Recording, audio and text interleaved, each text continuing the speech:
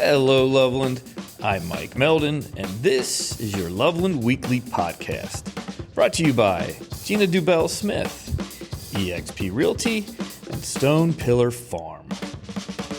Whether through his roles as coach, teacher, friend, or family member, Stan McCoy Jr. has left an indelible mark on the souls of many in our tight-knit community. With an unwavering love for his hometown, matched only by the affection it holds for him, Stan embodies the essence of what makes Loveland special. Hailing from a lineage steeped in the history of our town, Stan and his family have contributed significantly to its character, fostering a sense of camaraderie and compassion that defines the Loveland spirit.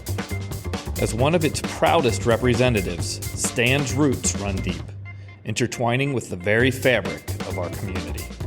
In a sit-down I had this week with Stan, I had the pleasure of discussing his upbringing in Loveland, the influence of his family, and the journey of his career. Our conversation, relaxed and genuine, offered a glimpse into the life of one of Loveland's finest examples, a man whose warmth and authenticity endear him to all who cross his path.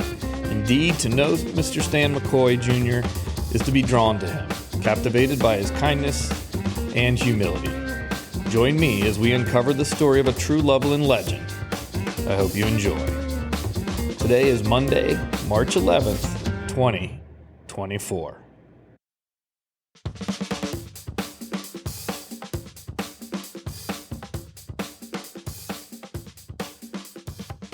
Well, I was born and raised here. So, I have three older sisters, and my mom and dad. My dad coached and was very involved in, all the athletics. In fact, he got the youth program going, and they had a quarterback club, which is the boosters now, the athletic boosters, but it was called the quarterback club back a long time ago. And they had that, and he used to we were at fields all the time, either a football field or a basketball. He coached all the sports. Gotcha. So my sisters were athletic, and so our time was really spent around athletics all the time. We used to drag, Dad would use his new car and we'd have a thing, be dragging the ball diamonds. Gotcha. We'd do that. And then, and I played baseball and my sisters played softball. So it was all, every night we'd have, we'd eat dinner. You don't get to do that too much nowadays. Right, everybody around the table. Yeah, but it was like, we tried to do that, and then, boom, we'd all go. We'd go, we'd go to the, my sister's games, all of us, and before any varsity football game, we used to do a cheer and that, and then I'd always go with Dad. He used to rub my head for good luck, because I always had me have a burr. That's awesome. So it was a great time. And then, what I did is always played with my friends. We'd play basketball, come down here and go to the old middle school where the bus lot is. That's where the ball diamonds were. Oh, gotcha. And we'd play football. We'd play basketball. We did that every day almost. I mean, I don't know how to use a hammer too well, and my dad didn't either, but he was always involved, and I was lucky because I got to go to the gym, be in a gym. And so, I just had a great time, and it was, everyone knew everybody, right? Back Little then. Town. Yeah, it was small. We didn't, after a ball game, we'd have to go over to Montgomery to Frisch's because there was nothing around here. At Lake Isabel, Frisch's was there, but it closed. Oh, there was one right down there by Lake Isabel? Yeah, Lake Isabel was a Frisch's down there, and it was neat. It was, went down there quite a bit, but it wasn't open in the evenings. So after a game or something, we'd go, and I remember always riding with Dad after a football game. We'd go over to, he had a 16 millimeter, his film for the football game. Right. And to go back home and him just hitting it back and forth. I mean, he back and forth on a play. So, I got to learn pretty much about the game of football, and watching film. Yeah, watching film. Wow. And he coached too. He coached the basketball too, and he coached baseball and track, and he was the athletic director. And wow. And he's senior. You're junior. Yeah, I'm junior, and I've got a third. My son's 40. Oh, that's awesome. And then I've got a grandson staying the fourth. Oh, there that's we go. in 7th grade. That's awesome. So where did you grow up? What street were you on? Hannah Avenue. Oh, okay. But, we were on Cedar Drive, I think, when I was real young, right there on Cedar Drive. And then they built the house, and my grandparents, on my mom's side, my grandparents lived right next door. It's right next door to that church. Okay. That First Baptist church. So I grew up there, and we don't, jump on our bikes. And, I even told my mom the one time we were we weren't really that far out, but it seemed like it, when you're young. Out past St. Colemine and stuff, which isn't that far. And I'm thinking, man, I was starting to get homesick. And I just start laughing back that when I think about it, Heck yeah. So what was your mother's maiden name? Hauser. So we're going to get into a little bit, but you got McCoy Park. Is that any relation? That's named after my dad. It is. Okay. Yes. So let's go through that. Your dad has, you have the LIS gym named after you, right? Yes. And your dad has the middle school gym. And then your dad has the City of Loveland recreational. And he has his name up at the high school up in the, where they go at halftime. And the refs go. That little building there. Gotcha. His name's just got a smaller plaque. I'm gonna see if I can buy one, make it a little bit bigger for him so you can see it. But that's very cool. And so McCoy Park was named after your father. What year was that named then? Oh, that was a long time ago. The lady who owned it, Mrs. Sloan. Okay. She wouldn't sell it to anyone because she didn't want them to make apartments or housing and stuff. She wanted it to be recreation, and so she sold it to my dad for $1. Wow. And he sold it to the city for $1.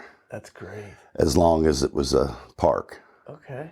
And so that's how that went by, because Mrs. Sloan didn't want that land to be. That's great. Yeah. Yeah. Look how important it is now. Oh, yeah. Up there. If you didn't have that up there, that's phenomenal. Yeah, so what about, I read a little bit about Beef McCoy. Oh, yeah.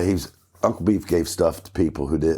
You didn't have any money, you were hungry. And then when he passed away, he had a container there they kept with people's names in it that owed money. They'd say, "Oh, I don't have the money." And they put, "Okay." Most of the time, a lot of people would come down each week and pay it off. Right. But and some of them didn't. Yeah. But he was just. That was my dad's brother. That was your dad's brother. And what was the name of it? Was it called McCoy's? McCoy's Pony Cake Delicatessen. And it had great lunch meat. I worked down there quite a bit myself. When did that, so that was right across from like the canoe rental? Right? Yeah, it's right there where the building. Parking lot. It's right where the parking lot is. So when did the Pony Keg actually close down? Would that be the 80s? Oh, yeah. I know it was because my cousin Jack, and he was probably the best athlete I've seen come out of Loveland. Really? He was really good, just natural. What did he play? Football, and he played all sports, and he was looked at for baseball and football for professional, but he didn't want to leave Loveland. Gotcha. Jack McCoy. Yeah, Jack. And he was Beef. What was Beef's real name? Beef McCoy's real name? Harvey. Gotcha. A lot of stories as you get in. When I went on to Facebook and somebody posted a picture of McCoy's carry-out ad from maybe the 40s. Oh, yeah. Maybe. Yeah, a lot of people were giving their own little stories of going there after church or stopping by because he had real good lunch meat. Yeah, right. and the coldest beer in town, I guess. Coldest drinks. He had a couple of big walk-ins, and not huge walk-ins, but some walk-ins to go. Not as big as they have in these stores now, But for back then, that was it. And there was 2 apartments upstairs. My grandma lived up in the front, and my uncle and aunt lived in the back of it, and it had another 2 stories really. So, how did you feel about when it all went torn down? I was sad to see, because it was right there by the bicycle trail, and I think you could have had bands, and that you could have made a fortune there, but that building was falling apart. Gotcha. That was a bad thing about it, but they sold when he passed away, and then my aunt passed away. They just ended up selling, Right.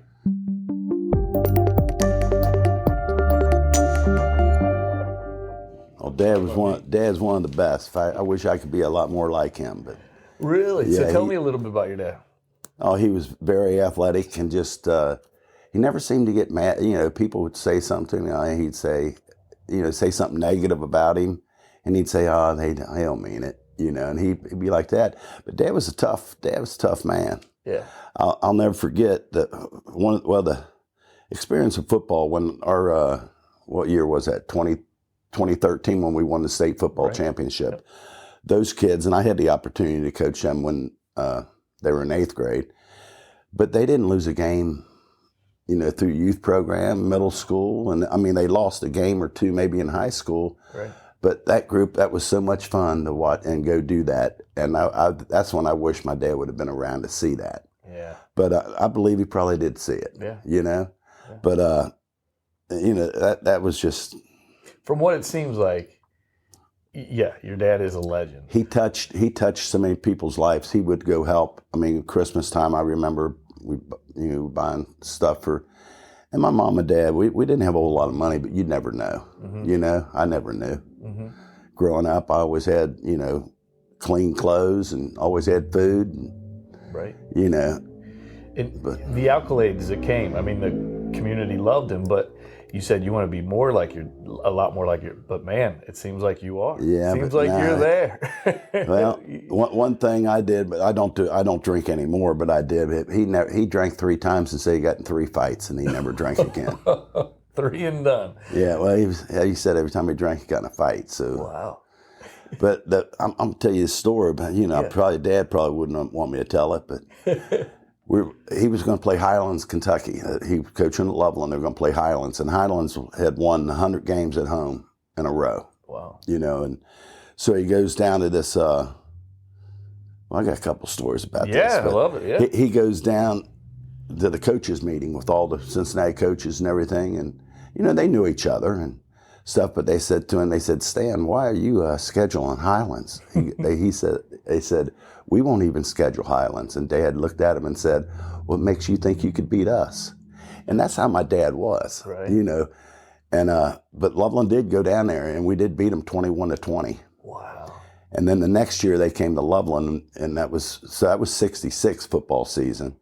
And 67 football season, we beat them 27-7 or something like that. And they dropped us. And if you talk to people from Highlands, they say, I didn't have them. I say, look it up, man. It's there, Great. But we were going down there and we scouted them, or Dad scouted them. I was watching a game, and we're coming back, and we're down in Cincinnati, getting ready to get on that Columbia Parkway, and this guy on a motorcycle had a big beard and stuff. He must have did something. Came at the car. My uncle was driving, and so we stopped. The guy gets off his motorcycle, and Dad gets off, and Dad goes out, and my Uncle Chuck said, I'll take care of it. And Dad said, no, I will. And so he went out there, and Dad grabbed both of his hands and squeezed them, so he opened up, make sure he didn't have a knife or something, backed off, and then knocked him out. Oh, jeez. And I'm thinking, you got to be kidding me. And so then we went to that mainliner Frisch's up there and got something to eat, and just laughing about him, thinking, but see, that's what they used to do back then, a lot. And that's, but they could... You get in a fight back then and shake each other's, shake hands. Oh, sure. Yeah. That's how it was when I was growing up. You're not going to get a shot or. Yeah, they're not going to come back and get you later. No, you become friends, really. But, right. Yeah, shake it off. That's something that's changed pretty much. From when I grew up to. Let's talk about that for a second. What about Loveland's change? How you feel about that? Oh, yeah. I know change is going to happen, and Loveland's a lot bigger. There's a lot more, and what they did down there, the only thing I don't like is the traffic. Sure. But I mean, having all that there, that's kind of neat. It's getting people from around Cincinnati are saying, hey, come out here, Check out Loveland. So it's good, and then you're building all these, houses where it was all just farmland. And because I tell you, you did something when I was in school, you couldn't get away. I mean, we didn't have cell phones and stuff. Sure. And I'm glad we didn't. Me too. I didn't have them until after college, yeah. But people would know. They tell, they watched. They took care of each other. Yep. It was more of that than watching and telling on you. But if you did something like, throwing eggs at cars or doing something like that, it's gonna come back and get you. Yep. And then because they just tell your parents, Sure.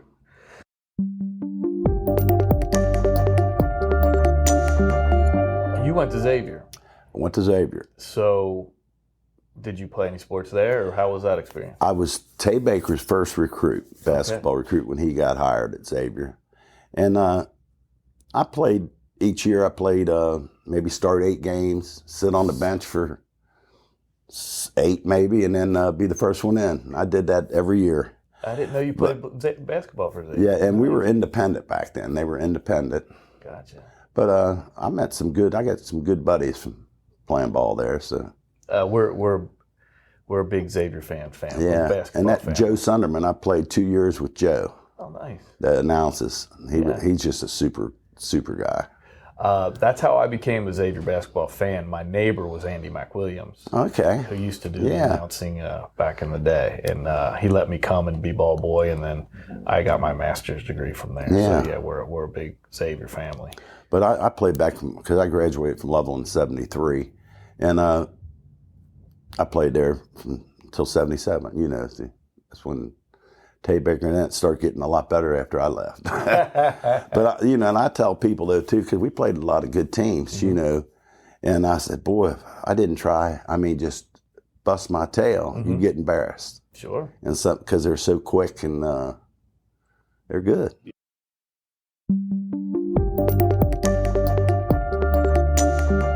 So teaching 30-some years, right? What's a good memory? What's a good story? I always like the kids, And it's funny, I always tell these kids, because 5th and 6th graders will do anything in gym class, so you don't have to worry about what you do because they're into doing everything, right.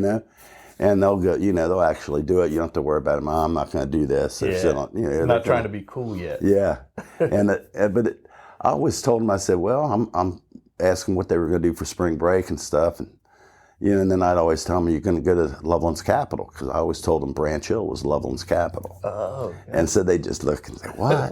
And I just be real serious and tell them. But I had a lot of fun. Yeah. I loved it. I didn't consider that work. That's awesome. And it was just so much. I enjoyed watching them and then watching them develop through Loveland. And then I worked with great people.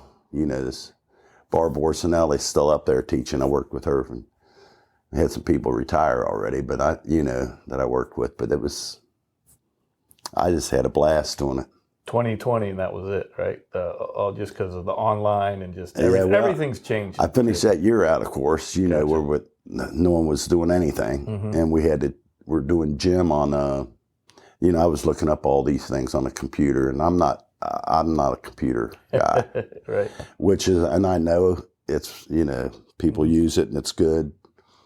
But I still like to look someone in the eye when I talk to them about something.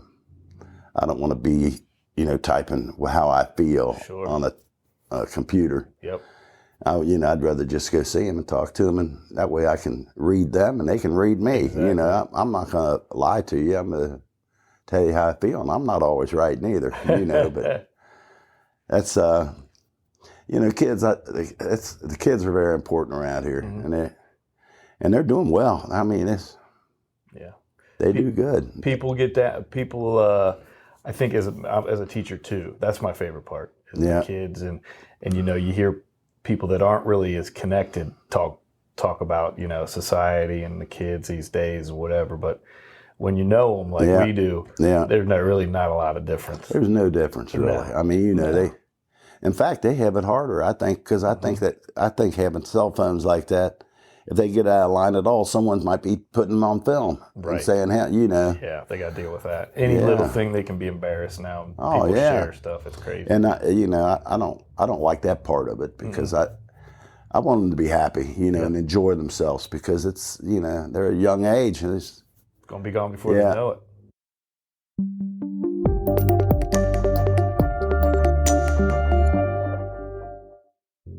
Final words. You are, whether you realize it or not, a living legend here. You are beloved by the Loveland community. What do you want to say to Loveland people? I want to thank them for how they are and the kids they've raised, because I taught some great kids. In fact, all of them were great. And just showing love and compassion. It's and having character. Character's so big.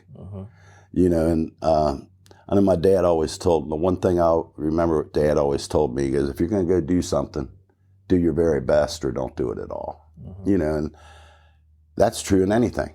So if you're going to actually go do something, do it the best you can, and then or don't do it. There's no sense in doing it halfway. But just being around Loveland's it's a beautiful place. I love it. I don't no desire to leave it, and just watching it grow. And it was a lot different when I was growing up because there wasn't many people or anything. But hey, people are good, especially Loveland people. I have a special place in my heart for them.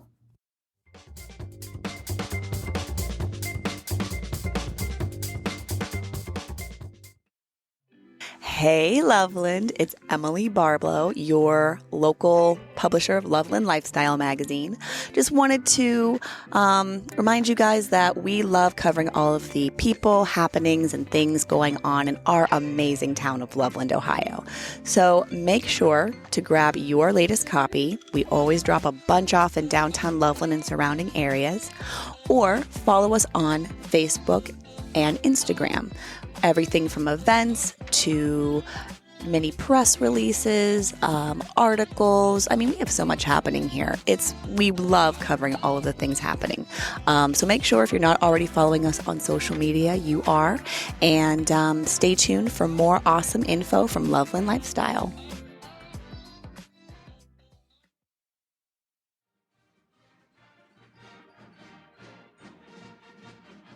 It's Elise Knapschafer back with another Loveland High School Weekly Update.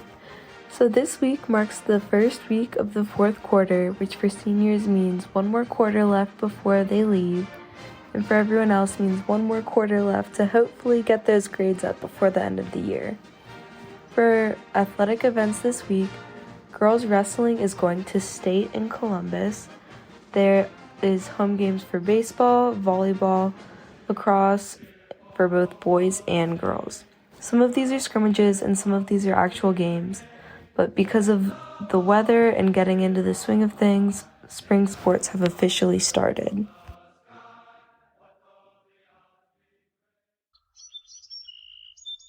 Are you looking to make a difference in your neighborhood? Love Our Land has got you covered. We're on a mission to bring back life to our neighborhoods 1 yard at a time. Join us in restoring what we've lost to invasive species and help our neighborhoods thrive again with a variety of life. From educational classes to nature walks, Love Our Land offers it all.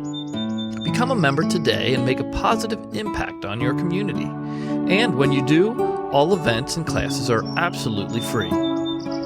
It truly takes all of us. Visit loveourland.org for more information.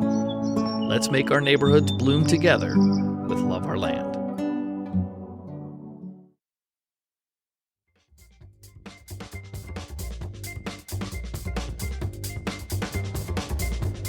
Looking ahead in Loveland. On St. Patrick's Day, March 17th, from 4:30 to 7 p.m., there will be a Taylor Swift skate night at Castle Skateland. No need to calm down. Mark your calendars for this one-night-only event. Come dressed as your favorite Taylor Swift era and skate it off. There will be giveaways, bracelets, and one-night-only shirts. Are you ready for it? We'll see you there. If you have any events that you would like me to mention or show ideas for the podcast, please reach out to mike@lovelandpod.com. We have something truly special here in Loveland. Thank you for listening, and have a great week. With the support of On Brand Studios, this episode was recorded, produced, and engineered by Mike Meldon. Please note that the opinions expressed in the podcast do not necessarily represent the views of our sponsors or organization.